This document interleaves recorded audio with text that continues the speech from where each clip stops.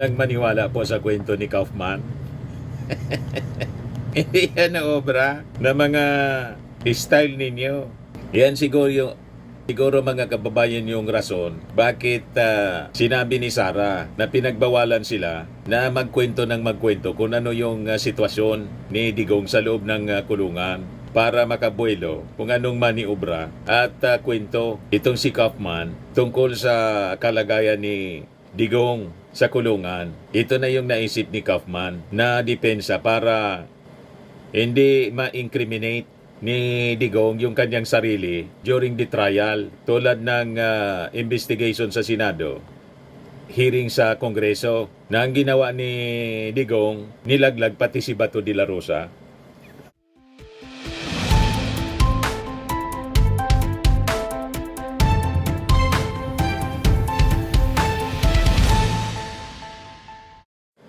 Ito po mga kababayan, si Dante Maravillas, Bicolano vlogger, broadcast journalist from Alpay. So ang usong sakit ngayon mga kababayan, sakit na kalimot, amnesia. Yan biglang nagka-amnesia si Digong.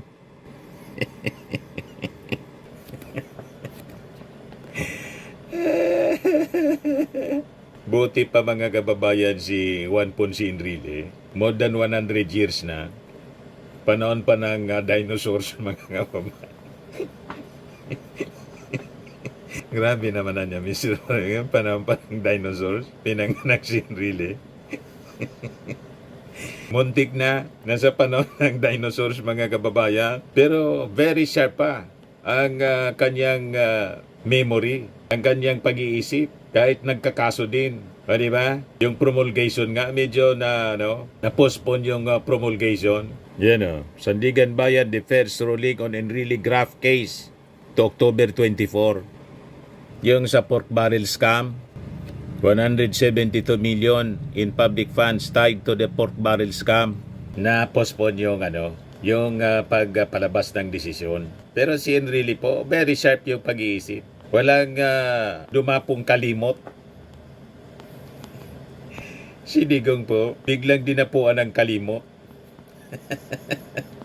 Pati yung kanyang anak na si Sara, nakalimutang mag-attend ng budget hearing ng Office of the Vice President.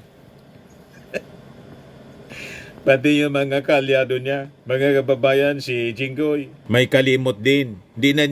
Hindi daw niya kilala itong si Mina. Yung sinasabi ni Ping Lacson, meron kaming CCTV footage na dumalaw dito. Ang WJ Construction, ang pangalan yata ay Mina. Biglang dumipensa si Jinggoy. I'm very confident na yung CCTV kung saan pumunta yan, Mina na yan, siguradong hindi sa office ko. Nakalimutan yung nag-deliver.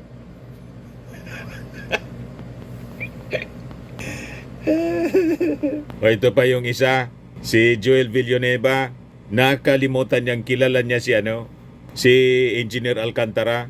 Ay, ito pala si asan dito si Joel Villanueva?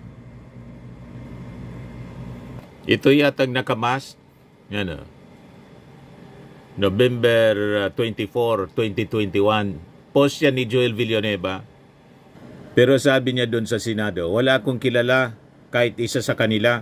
O sa kanila mga kababayan ang sakit na kalimot. Si Digong, bigla na lang nagka-amnesia nang papalapit na yung confirmation hearing, nakakuha ng rason para hindi matuloy. Yan sabi dito, ICC prosecution makikipag-ugnayan sa medical experts sa memory loss ni Digong. The prosecution is in the process of engaging its own experts to assist in determining Mr. Duterte's fitness to participate in the pre-trial proceedings and to stand trial. Ito'y matapos na magsumite ng kanilang defense team ni Digong para sa indefinite adjournment dahil sa lumalalang kalagayan daw ng kanilang Pangulo, ng dating Pangulo, sa dahilan upang maging not fit sa to stand trial. Sabi po ng prosecution, while the defense report While the defense reports raise concerns regarding Mr. Duterte's fitness to stand trial, they are not sufficient on their own to form the basis of the chamber's decision on the matter. Saad sa dokumentong isinumite ng prosekusyon na may pitsang September 11 kahapon lang, 2025. An additional medical evaluation of Mr. Duterte is necessary because the prosecution disputes the defense position that Mr. Duterte is not fit to stand trial in currently untested findings of the defense experts. Saad ng prosecution. Tama, alangan man paniwalaan natin yung sinasabi ng abogado niya. Na yung abogado niya, hindi man po expert hindi man doktor, abogado nga eh. Malamang nagdadrama lang mga kababayan si Digong. Mahilig sa drama si Digong. Ang mga Duterte, napakahilig sa ganyan. Maniwala pa ba tayo sa mga sinasabi nila? Yes, sabi ni Jansky Ansay, lumang tugtugin na yan. Opo, sabi ni Vilo na, suriing mabuti para makasiguro na maayos siya at hindi lang paniwalaan agad-agad. Sabi ni Fredelito, pagkunwari lang yan para di siya mag-isa sa hukuman. Walang maniwala po sa kwento ni Kaufman. Hindi yan na obra na mga style ninyo. Yan siguro mga kababayan yung rason bakit sinabi ni Sara na pinagbawalan sila na magkwento kung ano yung sitwasyon ni Digong sa loob ng kulungan para makabuelo kung anong maniobra at kwento itong si Kaufman tungkol sa kalagayan ni Digong sa kulungan. Ito na yung naisip ni Kaufman na depensa para hindi ma-incriminate ni Digong yung kanyang sarili during the trial tulad ng investigation sa Senado, hearing sa Kongreso na ang ginawa ni Digong, nilaglag pati si Bato de la Rosa. Yan na niya. Death squad din yan. Tawanan yung yung mga nasa likod. Tulala si Bato nang ituro ni Digong na death squad niya yan. Yun malamang ang gawin ni Digong. Ipapahamak niya yung sarili niya doon dahil sa kayabangan po. O ito yung anak, nagka-amnesia rin. OBP budget hearing deferred. BP Duterte vows to appear on September 16. Absent kanina, nakalimutan siguro na may hearing yung Congress. May budget hearing para sa Office of the Vice President. Walang dumating po. O talagang sinadya para bastusin yung Congress. Sino man niya kayo? Nananadya po. Kaya sabi ng mga netizens po, ayan na naman, hindi na naman kayang i-defend kung paano naglustay ng kabanang bayan. Malamang. Kasi siguradong tatanungin siya doon. Or kung hindi, kung sinong representative, si Sulaika Lopez, yung yusik niya, kailangang i-defend. Lalo pa, inamin ng Office of the Vice President, kaya yung nagpa-press con, para may rason sila. Nireport ko na baga niya, yung gastos sa travel, 20 million plus. Para yung nagtatanong lang, yung mga members ng media na selected nila, pinili lang kung sino yung magtatanong. Yan ang strategy po ni Sara Duterte. Mag-iimbita sa press con. Pero, dapat, yung mga friendly sa kanilang mga reporters, yun lang ang a-attend. Pipiliin nila yung magtatanong. Ganun po. But anyway, siguradong itatanong pa rin. Bakit umabot sa 20 million yung gastos sa travel expenses, local and international? At siyempre, itatanong sa kanya, anong gains ng mamamayang Pilipino sa mga travel na kanyang ginawa sa iba-ibang bansa? Anong pakinabang at bakit napakalaki ng gastos sa security, expenses para sa travel ng kanyang security? Di ba po? Kaya sabi ni Epifanio Salvador, kung hindi naman nagtatrabaho para sa bansa, huwag nang bigyan ng budget, pasweldoan na lang ang mga staff kasama si Sara. Bakit? Ano daw dahilan? Sabi ni Richard Garcia. Baka may sakit, nakakaawa naman. Sabi ni Maymay Prada, mag-resign ka na lang, wala ka namang silbi. Tama, dapat sana mag-resign na po si Sara Duterte kasi hindi man nagtatrabaho para sa ating bansa. Yung nakita nating trabaho, ang mga staff niya, hindi man na trabaho nila yun. Nag-tree planting po. Trabaho ng DNR yun. Di ba? Gaya sabi ni Representative Antonio Tino, to see is to believe niya. Kung mag-a-attend ba sa September 16. Sabi niya, sa media, panay ang pahayag niya na handa siyang ipagtanggol ang kanyang budget at wala siyang tinatago at handa siyang humarap sa proper venue. Pero sabi dito sa balita, bagamat no show ang mga OBP official, sinabi naman ni House Committee on Appropriations Vice Chairman Jose Pipito Alvarez na tiniyak ni BP Sara na dadalo ito sa susunod na budget hearing sa Martes, September 16. Nagpasya si Alvarez na pawiin na lang ang mga tauhan ng OBP nang malaman niya na hindi makakadalo si BP Sara at Zuleika Lopez sa pagdinig. Again, sabi po ni ACA Party List Representative Antonio Tino, lubos na pagka-dismay ako. Nananadya po. Siguro strategy niya para limbawa zero budget siya ng Congress. Iyon ang gagamitin niya para gatungan yung mga supporters niya na mag-alsa. Sige po panggantong ng mga supporters niya po na gayahin na yung Indonesia at Nepal.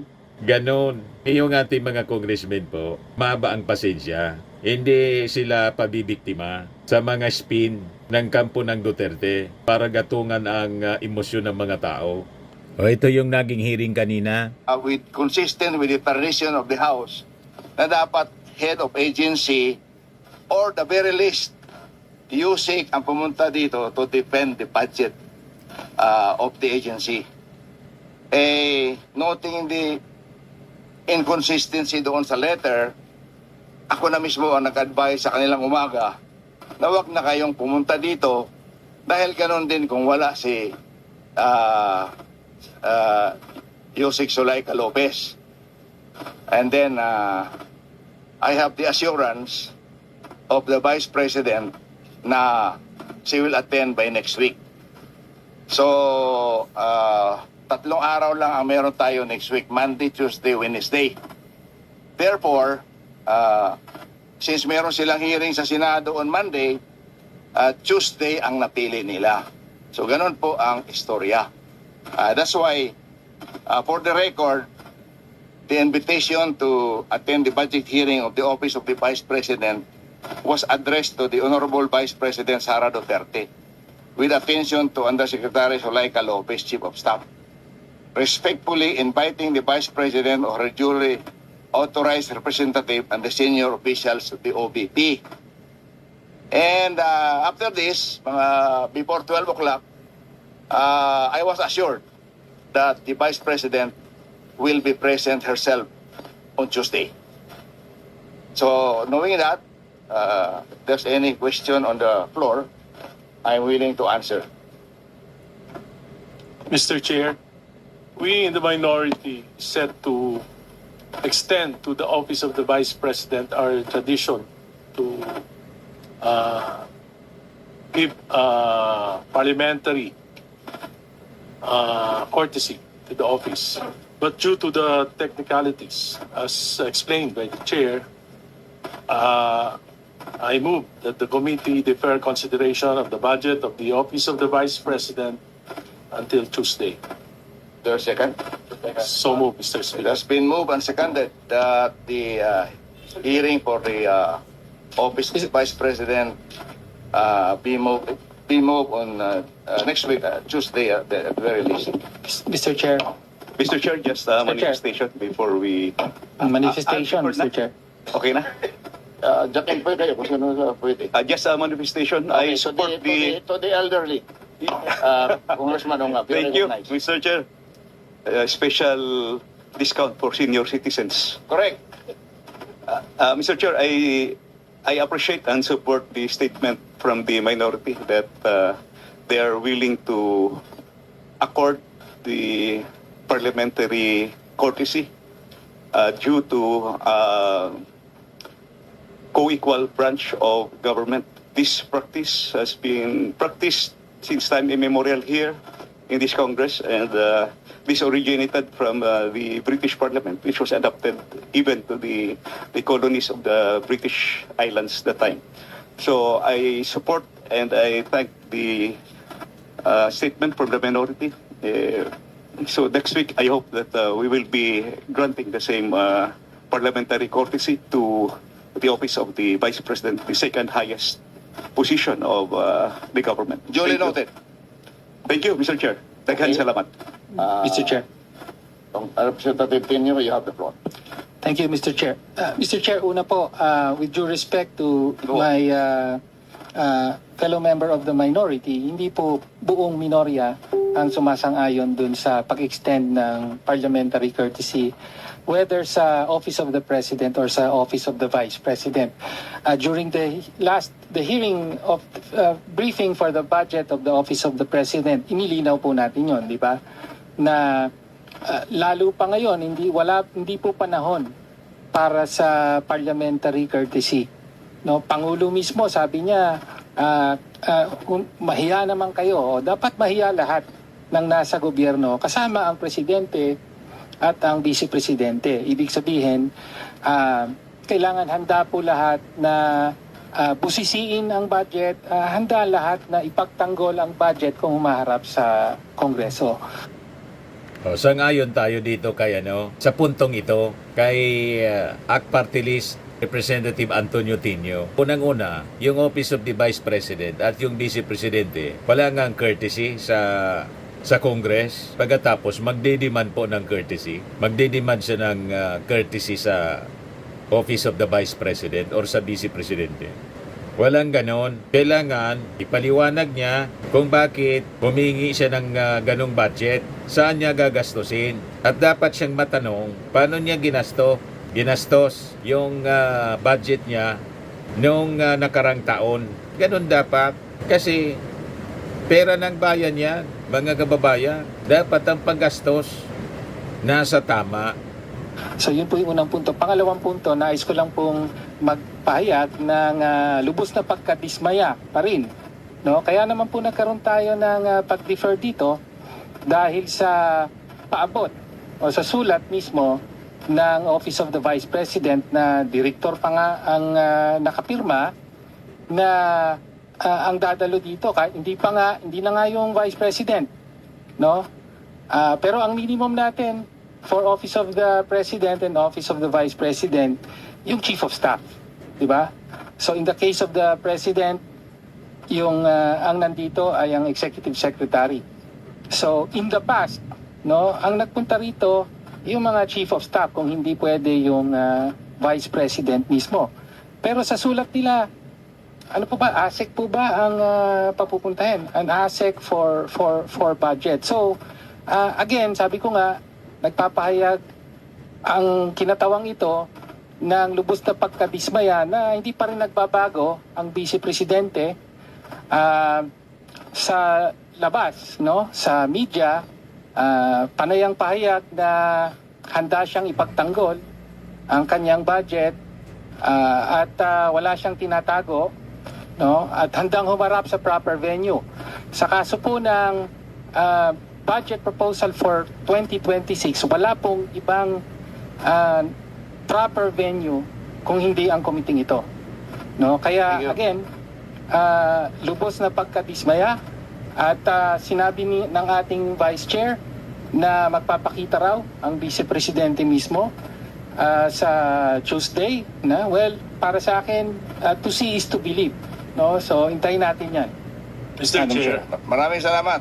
Noted yung mga manifestation mo, Congressman Tenyo. Mr. Chair, Yes. when I said the minority, what I mean is the majority of the minority. We Okay. respect the fact that kahit sa Duly gubat, noted. we respect the fact na kahit sa gubat, may gwapo. Duly noted Thank you. po. Duly noted. Mr. Chair, just last manifestation from the independent, Pagbigyan natin ng majority, not pagbigyan natin minority. ng senior citizen from Mindanao. From the independent, Mr. Chair, I would just like to make a manifestation. Just to explain the rationale why we do give this parliamentary courtesy to a co-equal branch of the government. I was already a congressman when VP Noli De Castro was vice president. I was the chairman of appropriations when VP Binay was the vice president. I was also chairman of the appropriations when VP Leni Robredo was vice president. Now, I am here also as a congressman when the VP is Sara Duterte. The parliamentary courtesy is only granted at the committee level. Why? The reason is we give parliamentary courtesy as a co-equal because we give respect to a co-equal or a higher position of government.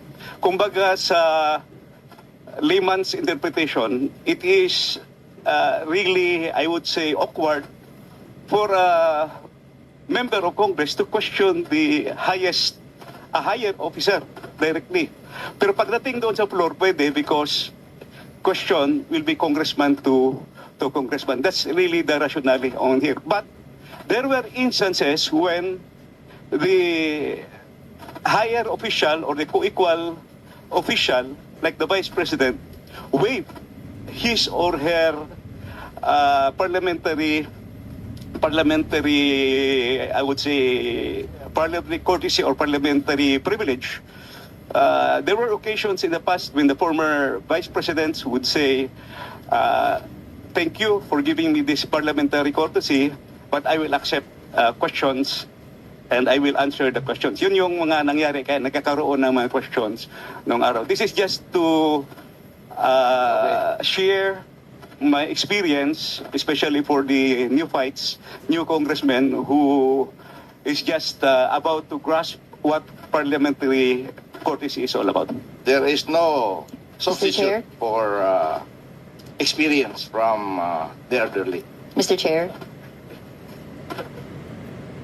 Yung mga previous presidents po, vice president pala, na binigyan ng parliamentary courtesy, karapat dapat yon na bigyan ng parliamentary courtesy kasi hindi waldas.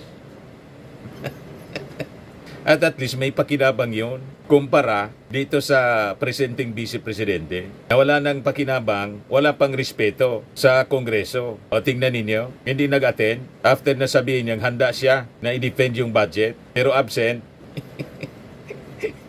Siya yung nagdidikta ng terms. You see? So that is disrespect. Kasi ang pagrespeto po begets, respect begets respect. Respect is not asked, it is earned. Tama po? Yung mga actuations po, actions ni Sara, hindi man kare-respeto, tapos irerespeto ninyo.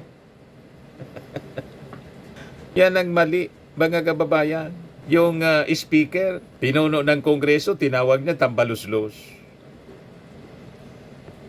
Gusto pang ipapatay kasama yung ating Pangulo at si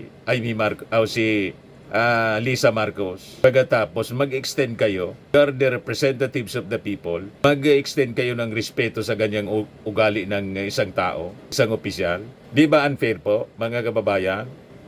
Mr. Chair, a short manifestation as well. Yes, please, Kung go ahead. Okay. Maraming salamat, Mr. Chair. Galing naman to sa Gen Z ng Kongreso. And siguro with all due respect as well to my colleagues in the House of Representatives. Una po, we take exception doon sa sinabi po na higher office ang President or Vice President. Sa pagtingin po namin, we are equally voted by the people. Tayo ay binigyan ng mandato to represent yung mga concerns nila, ng mga distrito natin, ng mga sektor natin. And sa sektor ng kabataan, ang pagtingin natin, we are living in exceptional times. And exceptional times call for exceptional measures. Ibig sabihin po nito, sa oras na ito na tinatanong ng taong bayan kung paano ba talaga ginagamit yung budget ng gobyerno para dapat sa hatid ng mga serbisyo, pero lumalabas ngayon na sa iilan lang nabubulsa ito, dapat mas proactive po tayo sa pagbusisi ng iba't ibang aspeto ng budget. Correct. Na wala pong takas sa mata ng mga representante na hinalal para gawin po ang mga trabaho na ito. So similarly po, Mr. Chair, nagpapahayag din yung representation na ito ng dismaya no, doon sa naging developments nito, no? And especially right now, hanggang ngayon, years prior pa, hindi pa rin nasasagot kung saan napupunta at nasaan ang confidential and intelligence funds Correct. ni Vice President Sara Duterte. So, and other than this, nandiyan, and ito, we're hoping na for Tuesday, no, may sagot saan po ba napupunta yung pondo ng OVP. Ito po ba ginagamit pang bili ng flights across the world and hindi po natin nakikita kung saan Duly nagre-reflect noted. ito sa taong bayan. Yun lang po, Mr. Chair. I hope masagot po to the coming week, no? Pagka Correct. sumalang na po yung OVP. Okay, for the information of the new congressman, yung OBP confidential funds, alam ko po kung saan napunta. Dinala ko sa West Philippine Sea, nandun po, at pina-extend yung covered port doon at saka yung runway. So I'm a witness to that dahil doon pinadala yun. Mr. Chair, last 600 manifestation. May I? Except for doon sa 125. So, Congressman, Well, pwede last pa. manifestation, Mr. Chair. Sinabi mo na kanina last, so let's give. Last of the last. Let's give. Wala naman rito. Kung wala na, Pwede? last na yan, ha? Yeah. Oh, sige. Sandali lang, Mr. I Chair. give you 1 minute. Yes, Mr. Chair. Okay, You know, thank you. the tradition of granting parliamentary courtesy is one of the cherished and hallowed traditions of this House to strengthen the camaraderie, to strengthen the institution, Relationship. the coordination between the institutions, between the executive and the legislative. It does not mean that we have compromised accountability, transparency, because all questions can still be answered at the plenary. Again, as I have said, this is a long and cherished tradition which I believe should be maintained and should be continued not only by the House of Representatives but also on the other side. No? Senate also practices that. And Kalyado ka kasi. Siya nga yun. Unang-una, ibang-iba si Sara kaysa sa mga previous na Vice Presidente. Natatangi siya na walang modo. O, di ba? Pagkatapos, i-extend ka ng parliamentary courtesy sa taong walang modo. Ayaw ipaliwanag kung paano ginastos yung pera ng bayan. Hindi po pwede ang ganun po.